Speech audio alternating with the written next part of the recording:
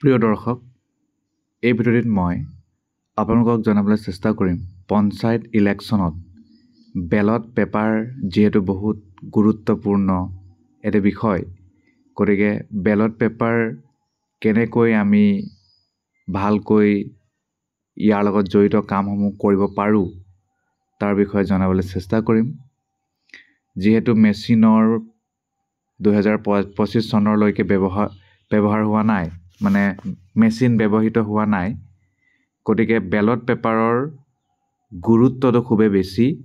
আপুনি যদি ballot paper খেলিমেলি কৰে তেতিয়াহ'লে গোটেই প্ৰক্ৰিয়াটোৱে খেলিমেলি হৈ যাব পাৰে। সেইবাবে যেতিয়া পলিং পাৰ্টি নিজৰ ভোট কেন্দ্ৰলৈ যাব, আগদিনাৰ পৰা আৰম্ভ কৰি জমা দিয়ালৈকে এই বেলট পেপাৰ লগত জড়িত কি কথা সকলো পলিং অফিচিয়েলসকলে জানিব লাগে তাৰ বিষয়ে মই মোৰ কিছু অভিজ্ঞতাৰ পৰা জনাবলৈ চেষ্টা কৰিম।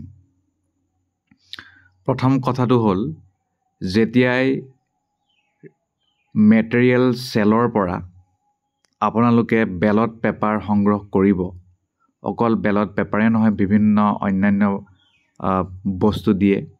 গতিকে বেলট পেপাৰটো যেতিয়া আপুনি পাব তেতিয়া লগালগ আপুনি কিন্তু চিৰিয়েল নাম্বাৰসমূহ টুকি ৰাখিব।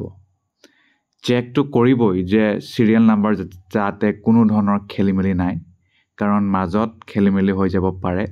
67 আছে, মাজত একোৱে মানে 68, 69 নাই, ডাইৰেক্ট 70 আছে, কিন্তু টোটেলটো বোলে 50 বুলি কোৱা আছে, বা টোটেল যিমান থাকে সেইটো কোৱা আছে।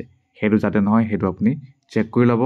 আৰু চেক কৰাৰ লগে লগে আপোনাক প্ৰতিটো পদৰ বাবে যেনে ধৰণৰ চিৰিয়েল নাম্বাৰ দিয়া হৈছে, যেনে ধৰণৰ বেলট পেপাৰ দিয়া হৈছে, সেইটো কিন্তু আপুনি নিজাববীয়াকৈ টুকি ৰাখিব, যাতে বেলট পেপাৰ একাউণ্ট ভৰাবলৈ সহজ হয় আৰু হিচাপ যাতে খেলিমেলি নহয়, সেইটো কিন্তু আপুনি নিশ্চিত কৰিব লাগিব।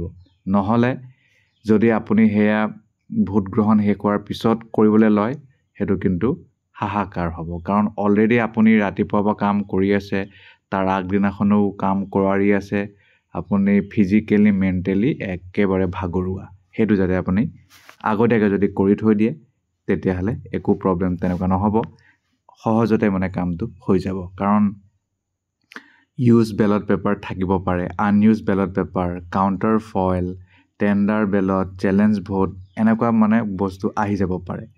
গতিকে আপুনি চিৰিয়েল নাম্বাৰটো আগতীয়াকৈ লিখি থ'ব। আৰু কেনচেল ভোটো হ'ব পাৰে, আৰু কেনচেল বেলট পেপাৰো হৈ যাব পাৰে, ডিফেক্টিভ ওলাব পাৰে, সেইকাৰণে ধুনীয়াকৈ টুকি ৰাখিব সেইবোৰ। সেইটো আপুনি কৰিবই লাগে। আৰু বেলট পেপাৰ একাউণ্টত আপুনি কিমান টোটেল পাইছিলে অগ্ৰিমভাৱে লিখি থ'ব। তাৰপিছত আপোনালোকেতো জানেই যে বেলট পেপাৰ 3 প্ৰকাৰৰ: ৱাৰ্ড মেম্বাৰ, আঞ্চলিক পঞ্চায়তৰ লগত জড়িত AP মেম্বাৰ, আৰু ZP জিলা পৰিষদৰ যিটো থাকে। ZP, AP আৰু ৱাৰ্ড মেম্বাৰ। আৰু সকলো পলিং কেন্দ্ৰতেই এই তিনিওটা নাথাকিবও পাৰে, কাৰণ ক'ৰবাত কিছুমান পদ আনকণ্টেষ্ট হৈ যাব পাৰে, আগতীয়াকৈ জিকি যাব পাৰে। গতিকে তেনে ক্ষেত্ৰত আপোনাক যিটো দায়িত্ব দিয়া আছে আপুনি সেইটো পালন কৰিলেই হ'ল, কিন্তু সকলোত সেয়া নহয়, কিছুমান ঠাইতে হয়, সেইকাৰণে সেইটো চাই ল'ব। আৰু বেলট পেপাৰ প্ৰতিটো পদৰ বাবেই আপুনি খালি সেইটো নিজৰ মানে পৰিস্থিতি চাই কৰি ল'ব। পৰাপক্ষত 50% আগতীয়াকৈ কৰি থ'লে ভাল। গোটেইকেইটাও কৰি নিদিব, 50 to 60 বা 80 সেইটো আপোনাৰ কথা, কিন্তু 100% নকৰিব, তেনেকুৱা এটা কথা। সেইটো আপুনি কৰি থ'ব। আৰু ক'ত ডিষ্টিংগুইছিং চিল মাৰে জানেই, ক'ত ছিগনেচাৰ মাৰে জানেই আপোনালোকে, গতিকে সেই কাৰ্যটো কৰি থ'ব। নহ'লে পিছদিনাখন যেতিয়া মানুহ ভোট দিবলৈ আহিব, লাইন লাগি থাকিব, তেতিয়া আপুনি যদি সেই কামটো কৰিবলৈ চায় তেতিয়াহ'লে কিন্তু এইটো হাহাকাৰ হ'ব, কাৰণ আপোনাৰ বহুত বেলেগ কামো থাকিব পাৰে তেতিয়া। আৰু এটা কথা, পঞ্চায়ত ইলেকশ্যনত মেচিন নোহোৱাৰ বাবে কিন্তু ভোট দিয়া যিটো মানে স্পীডটো সেইটো কিন্তু স্ল' হৈ যাব first pooling second pooling third পুলিঙে যিবোৰ কাম কৰিব সেইটো মানে যিমান ফাষ্ট কৰিলেও ক'ৰবাত নহয় ক'ৰবাত অলপমান শ্ল'নেছটো থাকি যাব কাৰণ মেচিনে ফটককৈ কামটো কৰি দিয়ে আৰু ভোটাৰজনৰো তেতিয়া ইমান দিগদাৰ নহয় বাকী পলিং অফিচিয়েলো দিগদাৰ নহয় কিন্তু যেতিয়া আমি বেলট পেপাৰৰ কথা কওঁ তিনিটা বেলট পেপাৰ থাকিব ফালিব তাত ষ্টাম্প মাৰিব বাকচত ভৰাব অলপ টাইম লাগিব পাৰে পৰাপক্ষত অলপমান মানে স্পীডলি কাম কৰিব কিন্তু বহুত বেছি স্পীডো নহয় নহ'লে খেলিমেলি হৈ যাব পাৰে কিন্তু যদি বেছি ভোটাৰ থাকে 500তকৈ বেছি ভোটাৰ থাকে তেতিয়াহ'লে কিউ স্লিপ প্ৰস্তুত কৰি ৰখাটো বেয়া কথা নহয় সেইটো আপুনি আপোনাৰ পৰিস্থিতি চাই নিৰ্ণয় কৰিব কাৰণ ভোটাৰ লিষ্টতো বিভিন্ন প্ৰকাৰৰ তথ্য লাগে তাতো আপুনি ষ্টাম্প মাৰিব লাগে ডিষ্টিংগুইছিং মাৰ্ক আপোনাৰ ছিগনেচাৰ থাকিব এজ এ প্ৰিচাইডিং অফিচাৰ সেইটো কথা কিন্তু মনত ৰাখিব তাৰ বাহিৰে কিউ স্লিপ বিতৰণ কৰা আগেতো গেট বন্ধ কৰিব লাগিবই সেইটোতো আপোনালোকে জানে ছিকিউৰিটি অফিচাৰৰ লগত কথা পাতি সেইটো কৰিব আৰু যাতে ভোট এতিয়া মেচিনত হ'লে কি হয় ফটককৈ বেলটটো টিপি তাত গৈ আৰু থাৰ্ড পুলিঙে বেলটটো টিপি দিব তাৰপিছতে পাৰ্টিকুলাৰ ভোটাৰজনে গৈ আৰু নিজৰ পচন্দৰ কেণ্ডিডেটক ভোট দিব একেটা কাৰ্য পঞ্চায়ত ইলেকশ্যনত বেলট পেপাৰত অলপ বেলেগ ধৰণে হয় সেইটো আপোনালোকে জানে কাৰণ তাত ষ্টাম্প মাৰিব লগা হয় গতিকে ষ্টাম্প মাৰোঁতে অলপ দেৰি লগায় ছিনিয়ৰ চিটিজেন থাকিলে আৰু দেৰি লগায় আৰু অন্যান্য গাঁৱৰ কিছুমান মানুহ থাকে যি বৰ বেছি শিক্ষিত নহ'ব পাৰে শিক্ষাৰ লগত তেওঁলোকৰ সম্পৰ্ক কম তেনে ক্ষেত্ৰত তেওঁলোকে ছবি বিচাৰিব পাৰে গতিকে সময় লাগে গতিকে বেছি সময় যদি মানে হৈ যায় তেতিয়াতো গোটেই প্ৰক্ৰিয়াটো শ্ল' হৈ যাব সেইটো নহ'বৰ কাৰণে দুটা ভোটিং কম্পাৰ্টমেণ্ট ব্যৱহাৰ কৰিব যদি দিয়ে আৰু দুটাটো প্ৰায় দিয়ে যদি এটাই দিছে তেতিয়াতো উপায় নাই যদি দুটা ভোটিং কম্পাৰ্টমেণ্ট দিয়ে তেতিয়াহ'লে সেইটো কৰিব আপোনালোকে যাতে সোনকালে সেইটো প্ৰক্ৰিয়াটো হয় আৰু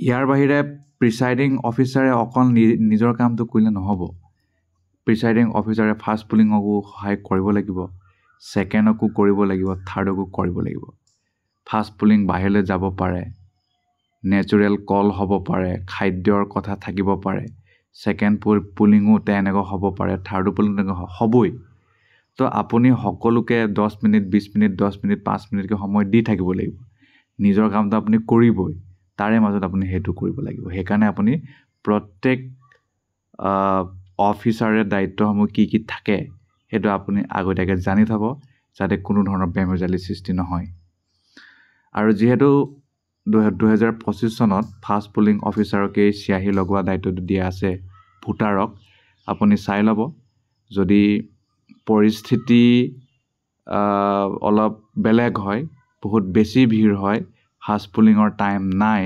তেতিয়াহ'লে ছেকেণ্ড পুলিংটো অলৰেডি তেওঁ বহুত দায়িত্ব থাকিব তেওঁ ছিগনেচাৰ ল'ব 4টামান ফালিব দিব লিখিব ছিগনেচাৰ সেইটো কৰিব গতিকে টাইম লাগিব গতিকে সেইটো ছেকেণ্ড পুলিঙো সেইটো কামটো কৰিবলৈ অসুবিধা হ'ব থাৰ্ড পুলিঙে যদি পাৰে তেতিয়াহ'লে কথা পাতি লওক যদি মানে পৰিস্থিতি অনুকূল হয় তেতিয়াহ'লে বেলেগ কথা প্ৰতিকূল হ'লে যদি থাৰ্ড পুলিঙে সেইটো চিয়াহীটো দিব পাৰে তেতিয়াহ'লে সেইটো তেওঁকে দিয়াটো একো বেয়া কথা নহয় কিন্তু এটা কথা ষ্টেট ইলেকশ্যন কমিশ্যনৰ ৰুলৰ মতে কিন্তু প্ৰিচাইডিং অফিচাৰে সেইটো দিব লাগে কিন্তু পৰিস্থিতি যদি খেলি মেলি হয় তেতিয়াহে মই কৈছোঁ আৰু নহ'লেতো আৰু ৰুল মতে যাব লাগিব কাৰণ ইলেকশ্যন কমিশ্যনে যিটো ক'ব সেইটো আমি মানিব লাগিব কথাটো সেইটো আৰু ছেকেণ্ড পুলিঙো অলপমান প্ৰ'এক্টিভ হ'ব লাগিব তেওঁ যদি লেজি হয় শ্ল' হয় গোটেই প্ৰক্ৰিয়াটো শ্ল' হৈ যাব পাৰে ছিনিয়ৰ চিটিজেনসকল অলৰেডি তেওঁলোকৰ মানে মুভমেণ্টটো শ্ল' হয় গতিকে ফাৰ্ষ্ট প্ৰায়ৰিটি তেওঁলোকক দিব লাগে আৰু তাৰ বাহিৰে বেলট পেপাৰ ডিটেইলছসমূহ যেতিয়া আপুনি ছিগনেচাৰ কৰি যাব ডিষ্টিংগুইছিং মাৰ্ক মাৰি যাব তেতিয়া যাতে মানে সেইটো আপুনি ডাবল চেক কৰে ভাগৰ লাগিলে বুলি ডাবল চেক নকৰিলে ক'ৰবাত ডিষ্টিংগুইছিং মাৰ্ক থাকি যাব পাৰে, চাইন থাকি যাব পাৰে, তেনেকুৱা যাতে নকৰে। আৰু হাল্লা গোল্লা হ'বই ভোট কেন্দ্ৰত। আৰু এনেকুৱাও হ'ব পাৰে আপোনাক এটা ৰুমে দিছে, এণ্ট্ৰিও সেইটো হ'ব, এটা ড'ৰ এক্সিটো সেইটো হ'ব। খুব কম তেনেকুৱা হয়, কিন্তু কপাল বেয়া বুলি নকওঁ, মানে তেনেকুৱা যদি আৰু পৰি যায়, উপায়টো নাই, তেতিয়া মানুহবোৰ ঠাক খাই থাকিব। বেছি চিঞৰ বাখৰ হ'লে পলিং অফিচিয়েলসকলৰ দিগদাৰো হ'ব পাৰে। সেইকাৰণে প্ৰতিবাৰতে আৰু 4জনকহে সোমাবলৈ দিব। বাকীসকলক গেপ অলপ ৰাখি দৰজাৰ পৰা বাকীসকল যাতে অলপ দূৰত ডিষ্টেঞ্চ মেইনটেইন কৰে, সেইটো কিন্তু চাব। নহ'লে কেঅছ হৈ থাকিলে, হাল্লা গোল্লা হ'লে ভুল হোৱা চান্স থাকে। আৰু ঠাণ্ডা মগজুৰে কাম কৰিব লাগিব। ইলেক্টৰসকলে সোনকালে ভোট দিম যাম, সেইটোৱে তেওঁলোকে চিন্তা কৰে। গতিকে সেইটো আপুনি তেওঁলোকৰ কথাও বুজিব লাগিব। আৰু তেনেকুৱা পৰিস্থিতিত খং কৰিলে নহ'ব। আপুনি তেওঁলোকক মৰম শ্ৰদ্ধা দেখুৱাব লাগিব। ধন্যবাদ।